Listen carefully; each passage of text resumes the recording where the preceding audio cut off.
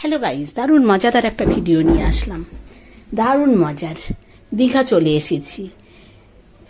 দীঘাতে আসার পরে প্রচুর খিদে পাচ্ছি। একটা হোটেলে ঢুকে গেলাম। হোটেলে ঢুকে অর্ডার করলাম খাবারের। একটু টাইম লাগছে। দেখো হোটেলটা ঘুরিয়ে দেখাচ্ছি একটু। বেশ সুন্দর, খারাপ না। AC hotel. রুম ভাড়া নিয়েছি এই হোটেলেই, আর নিচে রেস্টুরেন্ট। খেতে বসে পড়লাম। খাওয়াটা হয়ে গেছে, এইবার বেরিয়ে পড়েছি। স্নান টান করে মন্দির যাব। দীঘার যে পুরীর মন্দিরটা হয়েছে সেই মন্দিরের দর্শনে। পাশেই, হোটেল দিয়ে পাশেই, তাই হেঁটে হেঁটেই যাচ্ছি। 5 মিনিটের রাস্তা। এতে আর কি টোটোতে বসবো ভাই, একদম হোটেল থেকেই দেখা যাচ্ছে। তো প্রথমে তো জুতো রাখতে হবে। জুতো খুলে একটা ব্যাগেতে আমরা জুতো রেখে দিয়ে দিলাম, জমা দিয়ে দিলাম। জমা দিয়েও পাশেই একটুখানি হেঁটে হেঁটে যেতে হবে। তো আমরা বেরিয়ে পড়েছি যাওয়ার জন্যে। জুতো জমা করলাম। কি সুন্দর মাটির রাস্তা, খালি পায়ে হাঁটতে বেশ লাগছে। অনেক দিন মাটিতে হাঁটা হয়নি, তো খালি পায়ে হেঁটে হেঁটে চলেছি। সবাইকেই খালি পায়ে ভাই মন্দিরে যেতে হবে। মন্দিরে তো আর জুতো পরে যাওয়া যায় না, তাই না? হেঁটে হেঁটে যাচ্ছি, ভালোই লাগছে। সুন্দর পরিবেশ, শান্ত স্নিগ্ধ পরিবেশ। ওই যে দূর থেকে দেখা যায় মন্দির। যত যাচ্ছি তত পাশে হয়ে যাচ্ছে, যত এগোচ্ছি তত পাশে হচ্ছে। অনেক দিন পরে আবার আসলাম। দীঘা আসতে, পুরী আসতে কার না ভালো লাগে? সবাইয়ের খুব ভালো লাগে দীঘা আর পুরী আসতে, তাই না?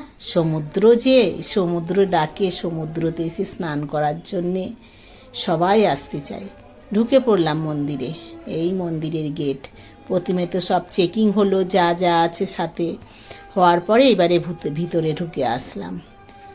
কি সুন্দর করেছে মন্দিরটা, সত্যি অসাধারণ মন্দির। দেখেছি আমি, আগেও তোমাদেরকে দেখিয়েছি, আবারও আসলাম। খুব ভালো লাগছে দেখে মন্দিরটা। ওই বাইরের গেট, চারদিকে একটু ঘুরিয়ে তোমাদেরকে দেখাই, দাঁড়াও। এই ঘুরিয়ে দেখিয়ে দেখালাম। এবার বারে বারে মন্দিরের দিকে রওনা দিচ্ছি। মন্দিরে তো যেতে হবে।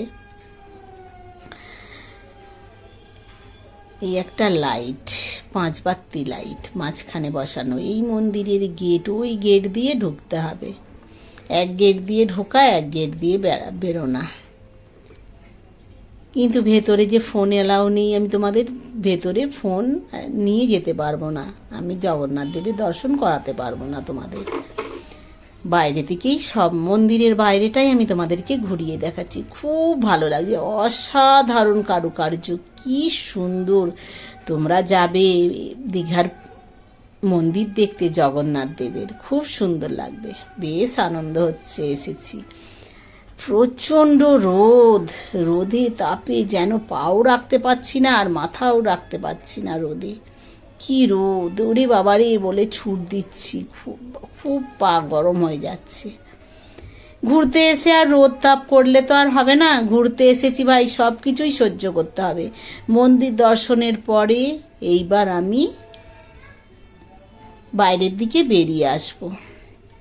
মানে জগন্নাথ দেবের দর্শনের পরে এবার বাইরের দিকে বেরিয়ে আসছি। প্রচুর রোদ, মাথায় ঢেকে নিয়েছি, কিন্তু মন্দিরের ভেতরে খালি পায়েতে তাত সহ্য করা যাচ্ছে না।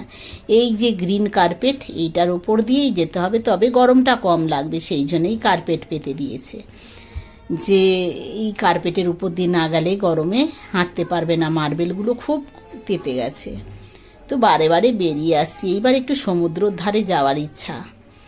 প্রথমে দীঘায় এসে খেলাম হোটেলে উঠে স্নান টান করে মন্দির দর্শন করলাম। দর্শন করে এইবার সমুদ্রের ধারে চলে আসলাম। দীঘায় যাওয়া কি সমুদ্রের হাওয়া খাওয়া, সমুদ্রে স্নান করা, তাই না? অসাধারণ অসাধারণ ঢেউগুলো শুধু দেখো, যেন মনে হচ্ছে আমার গায়ের উপর দিয়ে চলে যাচ্ছে, এমন ঢেউগুলো। সেকেন্ডে সেকেন্ডে বড় বড় ঢেউ। এখন তো আবার নদী ভর্তি জল, একদম জল থই থই করছে। নদী না, সমুদ্রে জল থই থই করছে। এই দেখো কিরম একদম ঢেউগুলো, জলের উল্লাস। বাইরে ভাই, দেখলেই ভয় লাগবে। আমার ভিডিওটা কেমন হয়েছে একটু